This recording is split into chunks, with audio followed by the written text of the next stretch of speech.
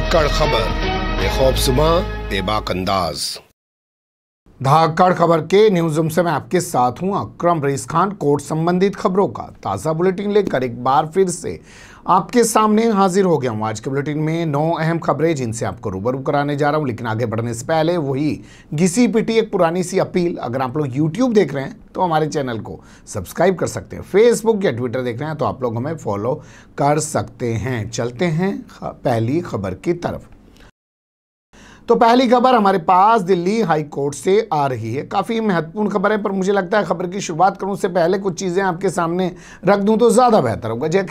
जैसे हम लोग उस दौर में जी रहे हैं जब धर्म परिवर्तन का मामला बड़े जोर शोर से उठाया जा रहा है। जांच एजेंसियां लगी हुई हैं और उत्तर प्रदेश से निकलकर पूरे देश में ये मक्कड़ जाल फैल रहा है, बल्कि विदेशों तक भी इसके तार जोड़े जा रहे हैं। इसी दौरान हमारे सामने खबर आ रही है कि 2 से ज़्यादा बच्चा पैदा करने वालों के खिलाफ कानून लाया जा रहा है। उत्तर प्रदेश में कानून की लॉन्चिंग कर दी है, वेबसाइट पे कानून आ गया, वहाँ पे अपनी राय दे सकते हैं। मतलब एक माहौल बना हुआ है। इसी बीच अगर ऐसी खबर हाईकोर्ट से आ जाए और हाईकोर्ट कहे कि समान नागरिक संहिता यानी कि यूनिफॉर्म सिविल कोड लागू कर दिया जाए, तो लगता है कि फिर एक मामला आ गया है। तो ठीक उसी तरीके की हलचल होती हुई दिल्ली हाईकोर्ट से दिखाई दी है।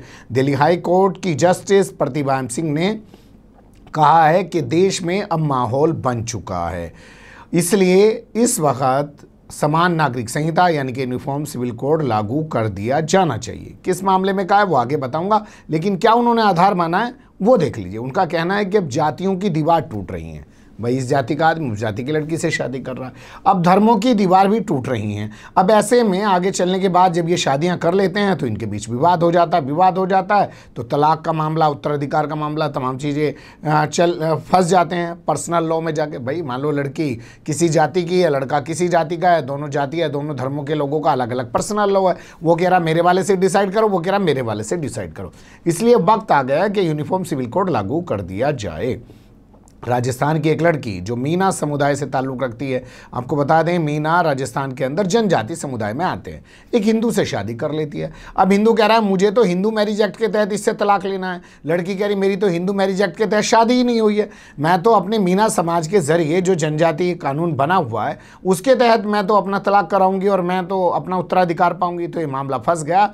इस पर यह टिप्पणी की गई है। इसमें कहा गया है कि केंद्रीय विधि आयोग, जिसकी जिम्मेदारी है कानून बनाना, जो पहले चुका है कि हमको यूनिफॉर्म सिविल कोड लागू करने नहीं जा रहे हैं। आपने देखा हो ना 2019 के चुनाव से पहले 2018 में खूब जद्दोजहद चल रही थी, उस वक्त हाथ खड़े कर दिए थे। उस वक्त हाथ उस चीज़ पे भी खड़े किए गए हैं कि 2 बच्चों वाले कानून पे भी हाल फिलहाल में सुप्रीम कोर्ट के अंदर केंद्र सरकार कह चुके ना जी, हमारा ऐसा कोई इरादा नहीं कि हम बाध्य करें लोगों के वो सिर्फ 2 ही बच्चे पैदा करें। लेकिन फिर भी तमाम चीज़ें हलचल चल रही हैं। तो यहाँ अब ये बड़ा मामला आ गया है। कहा गया है कि इसे केंद्रीय विधि आयोग को भेजा जाए ताकि वो इस पर कोई अपनी कार्रवाई शुरू कर सके। देखेंगे ये मामला आगे किस तरीके से जाता है। अगली खबर का रुख कर लेते हैं। CAA का प्रदर्शन करने वालों के पोस्टर सड़क पे लगा दिए जाएंगे, होर्डिंग उनके चौराहों पर चिपका दिए जाएंगे और जो तमाम उनसे नुकसान हुआ है उसकी भरपाई योगी सरकार चुन चुन के उनसे करेगी, उनकी प्रॉपर्टी को नीलाम कर देगी। ये तमाम पुरानी खबरें आपने देखा भी होगा, बहुत सारे लोगों से वसूली भी की गई, लेकिन ये मामला सुप्रीम कोर्ट में काफ़ी समय से पेंडिंग पड़ा हुआ था। तो इस पर सुनवाई हो गई। सुनवाई होने के बाद सुप्रीम कोर्ट से काफ़ी महत्वपूर्ण खबर है, जिसे आप कह सकते हैं योगी सरकार के लिए झटका है। लेकिन झटका किस तरीके का है वो थोड़ा सा समझ लिए। CAA के प्रदर्शनकारियों से नुकसान की वसूली को बंद करे योगी सरकार, या यूं कहें कि बंद करे यूपी सरकार, क्योंकि कोर्ट के अंदर मोदी सरकार योगी सरकार नहीं चलती है, कोर्ट के अंदर राज्य सरकार या केंद्र सरकार का शब्द चलता है। तो सुप्रीम कोर्ट ने कहा है कि पहले से जारी किए गए जितने भी नोटिस हैं जिसके तहत आप लोगों ने लाखों रुपए की वसूली करने का जो एक तरीके से पूरा अपना प्रोग्राम चला रखा है उसको बंद किया जाए। अगर आपको नुकसान की भरपाई करनी है तो जो आप लोग अध्यादेश लेकर आए, आपको पता है ना अध्यादेश ले आए थे जब मामला हाईकोर्ट में जाकर फंस गया, जी हम तो कानून बना रहे जी इस पर, और अध्यादेश ला के कानून बना दिया, उसके तहत आप लोग वसूली कर सकते हैं। ये रियायत दी गई है। 23 जुलाई को होने वाली सुनवाई से पहले सरकार को ये भी बताना होगा कि नए जो अध्यादेश लाया गया उसके ज़रिए उसके तहत ट्रिब्यूनल बनाने थे ज़िलों में, ज़िले में ट्रिब्यूनल बनेंगे, यानी कि एक तरीके की अदालत होंगी। वहाँ पे जाके आदमी अपना जो है दावा पेश करेगा कि साहब मेरा पे गलत लगाया गया है या मेरे पे सही लगाया गया, जो भी होगा वहाँ एक टीम बैठी होगी जजों की, वो वहाँ डिसाइड करेंगे। तो वो ट्रिब्यूनल कितने बना दिए गए हैं, कहाँ कहाँ बना दिए गए हैं, 23 जुलाई को इसकी रिपोर्ट पेश करें। एडवोकेट नीलोफर खान जो हैं उनके ज़रिए ये पिटीशन दाखिल की गई थी, जिस पर ये आदेश जारी किया गया। देखेंगे 23 जुलाई को सरकार इसमें क्या रिपोर्ट दाखिल करती है। अगली खबर का रुख कर लेते हैं। जब तक डाटा प्रोटेक्शन पॉलिसी को पूरी तरह लागू नहीं किया जाता है, तब तक हम किसी को भी जो है बाध्य नहीं करेंगे कि वो प्राइवेसी पॉलिसी का पालन करे। ये कहना है व्हाट्सएप का। व्हाट्सएप ने दिल्ली हाईकोर्ट के अंदर एक हलफनामा देकर कहा है कि वो किसी को भी अपनी प्राइवेसी पॉलिसी जो है का पालन करने के लिए बाध्य नहीं करेगा। जब तक सरकार ने जो नई जो आईटी नियम लाए हैं या तमाम चीज़ें जो लागू की हैं, तब तक उसको पूरी तरीके से लागू नहीं कर देती है, तब तक हम किसी को भी मजबूर नहीं करेंगे। इस पर हाईकोर्ट ने कहा अच्छा तब तक मजबूर नहीं करोगे लेकिन चालू ज़रूर रखो। तो उन्होंने कहा देखिए हम नोटिफिकेशन तो सबको दिखाते रहेंगे, जो लोग एक्सेप्ट कर लेंगे ठीक है, जो लोग एक्सेप्ट नहीं करेंगे हम उनकी सेवाएं भी बंद नहीं करेंगे। मान लीजिए व्हाट्सएप ने जो तमाम नई कंडीशंस लाई हैं जिसके ज़रिए वो आपकी जो आपका डाटा है उसको देखना चाहता है, आपके मोबाइल में क्या क्या है, उनका हो सकता है वो कल को इस्तेमाल भी कर ले, उसकी वो इजाज़त आजकल मांग रहा है। उसी मामले को हाईकोर्ट में चुनौती दी गई थी। उसी पर हाईकोर्ट ने कहा है कि नोटिफिकेशन तो दिखाते रहेंगे, जिसने स्वीकार कर लिया ठीक, नहीं जिसने स्वीकार नहीं किया हम उसको सुविधाएँ देना बंद नहीं करेंगे जब तक कि सरकार पूरी तरीके से डाटा प्रोटेक्शन पॉलिसी को लागू नहीं कर देती है। अगली खबर का रुख कर लेते हैं।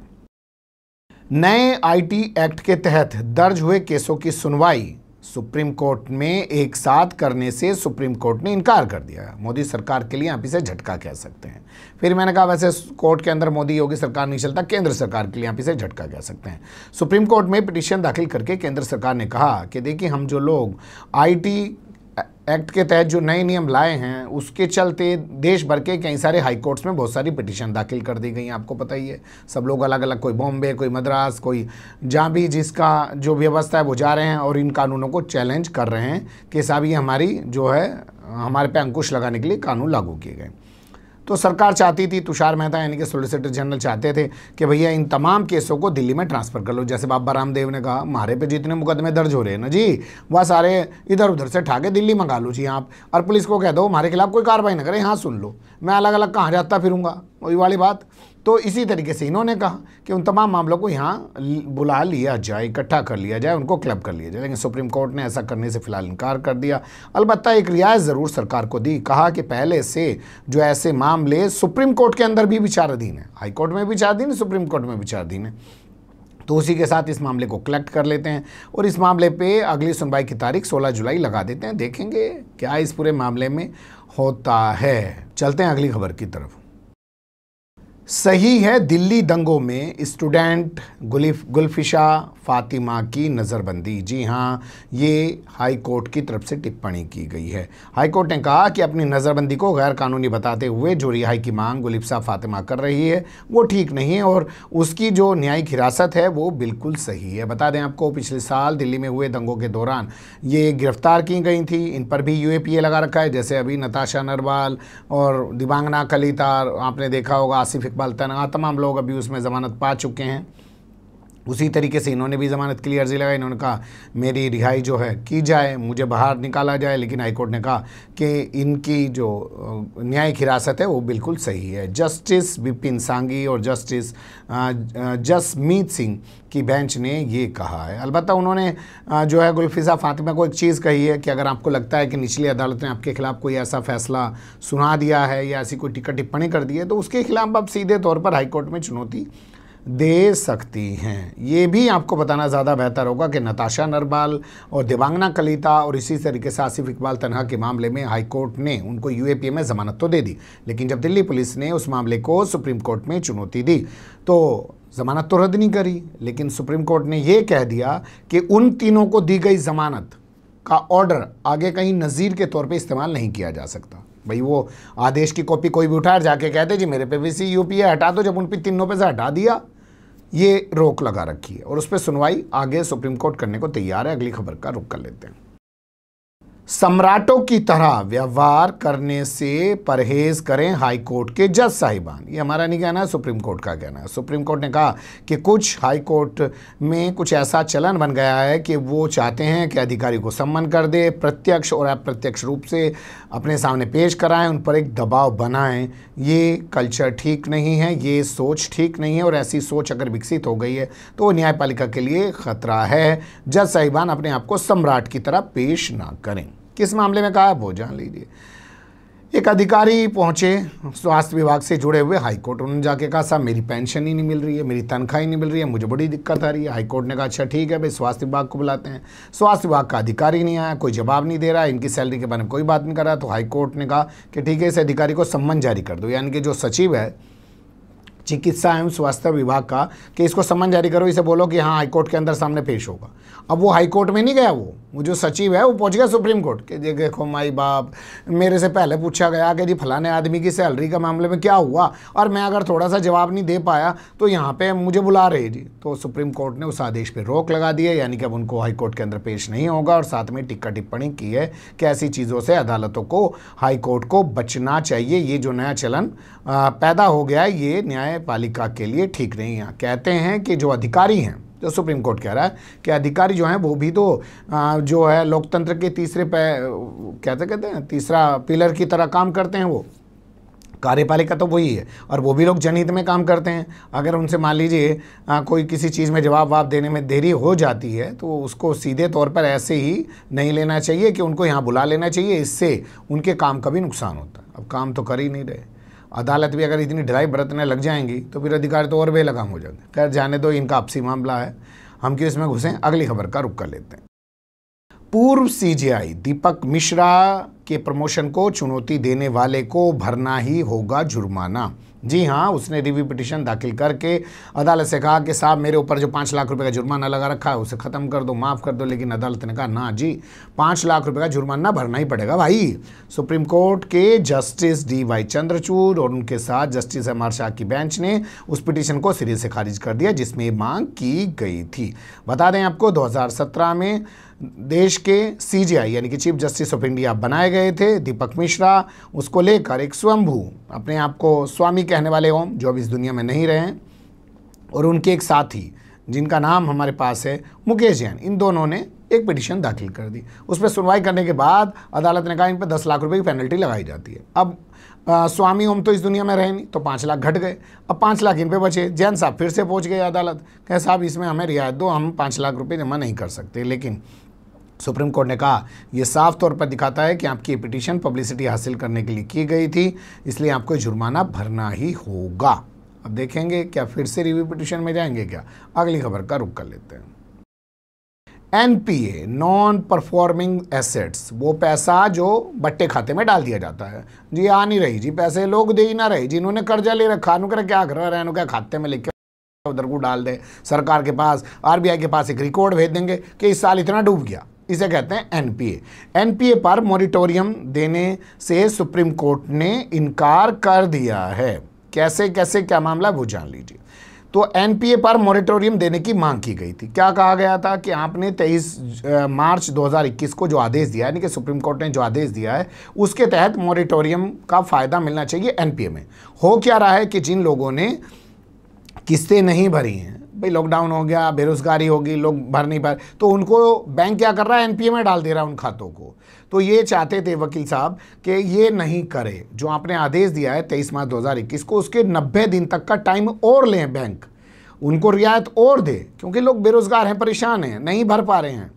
लेकिन सुप्रीम कोर्ट ने ये राहत देने से इनकार कर दिया। कहा कि NPA वाले मामले जो हैं उनमें हम नहीं दे सकते हैं, जो खाते NPA के लायक होने जा चुके हैं उनमें राहत नहीं दी जा सकती है। ये उन्हीं लोगों को राहत थी जो कोरोना लॉकडाउन के दौरान जो है किस्तें नहीं भर पा रहे थे, उनके साथ दिक्कतें थी, उनको राहत दी गई थी। ये नहीं कि पहले से लोगों के पेंडिंग चले आ रहे हैं तो वो भी अब इस चीज़ को आधार बना के अपनी राहत मांगने लग जाएं। अगली खबर का रुख कर लेते हैं।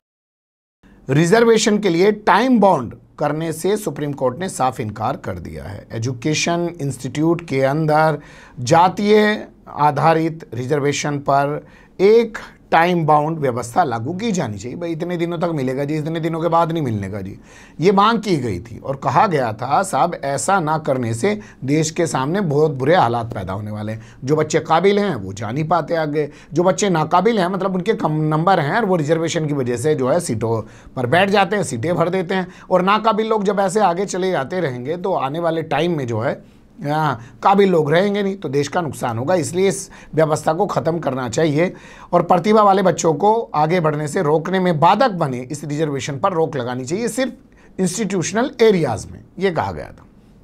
लेकिन इस पर जो है इनकार कर दिया है सुप्रीम कोर्ट ने सुनवाई करने से, साफ इनकार पूरे तरीके से। और पिटीशन को कहा कि भैया या तो पिटीशन अपनी वापस ले ले, नहीं तो हम खारिज कर दें। उन्होंने कहा हम वापस ही ले लेंगे जी, खारिज करोगे तो हम तो हो सकता है जुर्माना भी लगा दो।